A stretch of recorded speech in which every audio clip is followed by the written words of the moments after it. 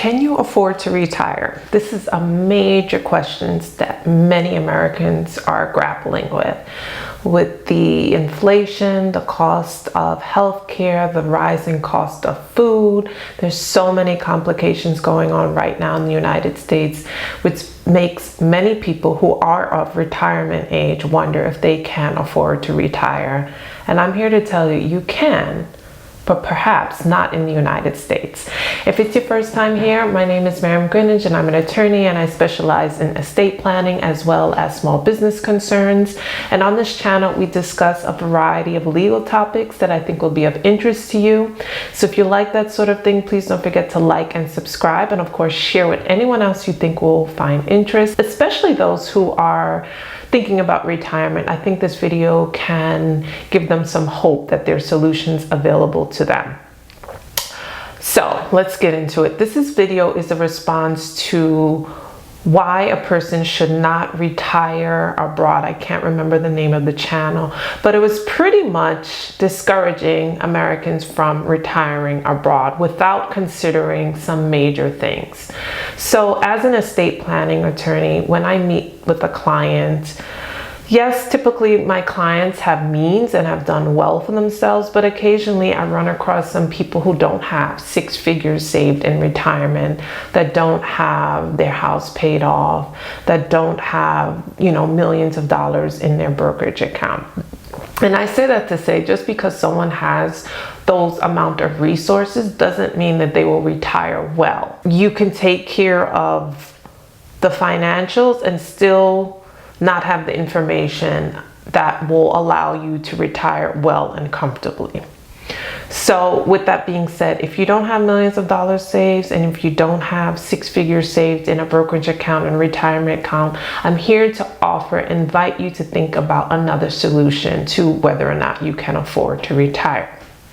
When I meet with a client to sit down and discuss their retirement, their estate plan, we talk about taxes, we talk about their real estate, their assets, their personal as well as their real property assets, whether they have brokerage accounts, and as well as their healthcare concerns. Do they have complicated health issues?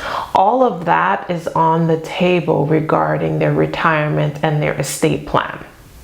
So when you're thinking about retirement, I want you to think about all of that too. Even though the pressure is usually centered around money, but that's not the only important thing I want you to think about if you're considering retirement. What I find to be the most crucial aspect about retirement is healthcare.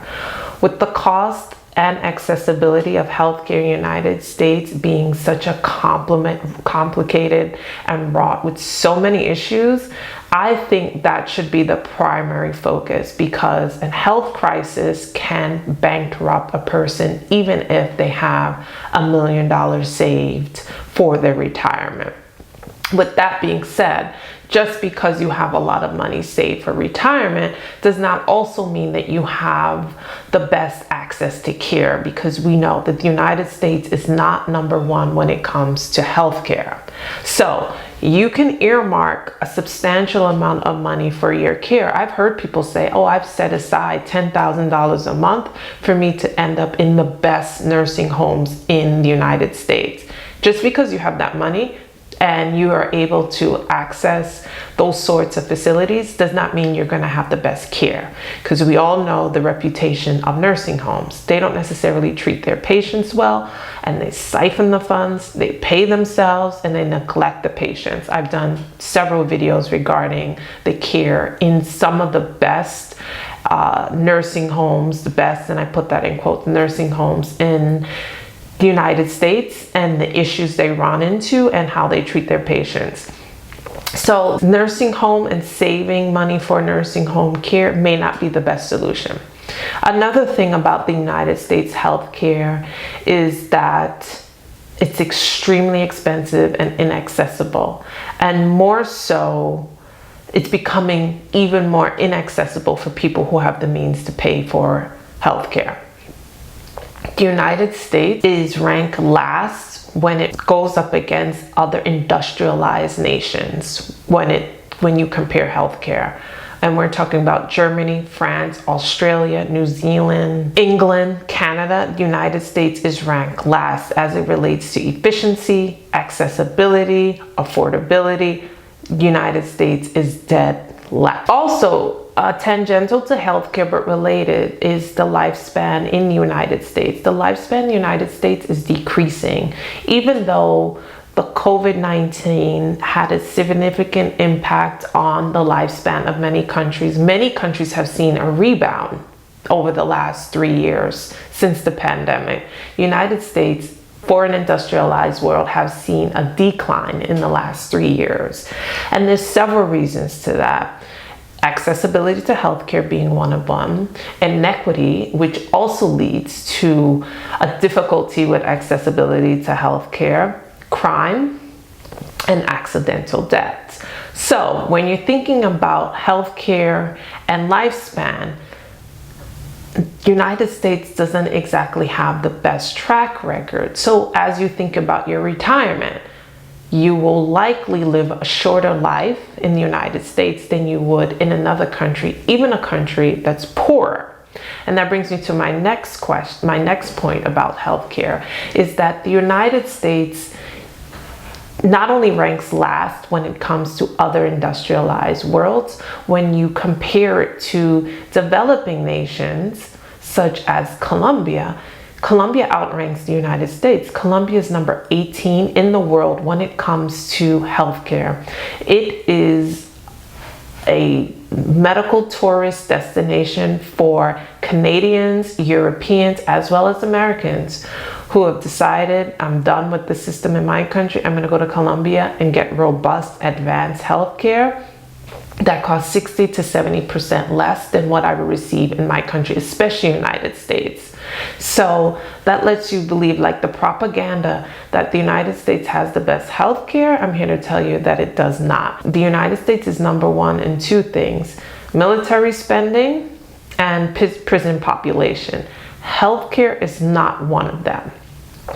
As a matter of fact, many of the nations in Latin and South America offer way more advanced, robust, affordable health care than the United States. And Colombia is just one of the examples. Panama, as well as Mexico. I'm sure you've seen so many videos of people of retirement age, even younger people retiring or going to Panama to receive treatments, as well as going to Mexico. I, in fact, went to Colombia to get dental work done. My mother had extensive dental work done in Colombia as well, which opened up my eyes to Colombia being a medical destination, not only for cosmetic work, but for, you know, preventative care and just regular treatments that we all need, which is why I started a medical tourist business to invite Americans who are unable to afford the healthcare in the United States to take a trip to Colombia, enjoy the tropical environment, as well as be able to afford healthcare at a fraction of what it costs you in the United States to receive